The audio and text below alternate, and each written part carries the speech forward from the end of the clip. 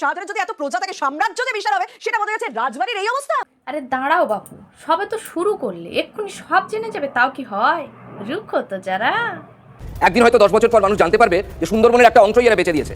মানুষ তো মানুষের জন্যই নাকি? আসতে তো দাও তাকে সামনে, তারপর তো সব জানবে। এত দাও তো, এত ব্যস্ত কেন?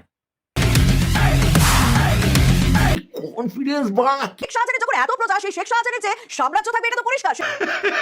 ইটাধরি নদীর পাড়ে শেখ শাহজাহানের হ্যাচারি, পিন মার্কেট হচ্ছে 1 নম্বর বাড়ি। সম্রাট শাহজাহানকে নিশ্চয়ই মনে আছে, ভালোবাসায় তাজমহল গড়েছিল।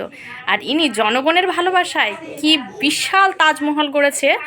আসছে, পরপর আসছে, দেখতে থাকো। শেখ শাহজাহানের 100 বিঘার বাগান বাড়ির ছবি দেখো। শাহজাহানের মতো লোকেরা কোণে কোণে ছড়িয়ে আছে। তো শুধু এই 3টি বাড়ি নয়, আরো 2টো বাড়ি রয়েছে। কোনো সাহসই ছিল যে নদীর চর দখল করে এভাবে পিন মার্কেট এবং সেখানে দখল করতে, তার না? আরে বাবা থামো থামো, এভাবে ঝগড়া করতে থেকো না। ঝগড়া করতে থাকলে কিন্তু আসল খবর মিস করে যাবে। আসছে আবার নতুন নতুন খবর নিয়ে আসছি, ততক্ষণে ভালো থেকো, সুস্থ থেকো, টাটা।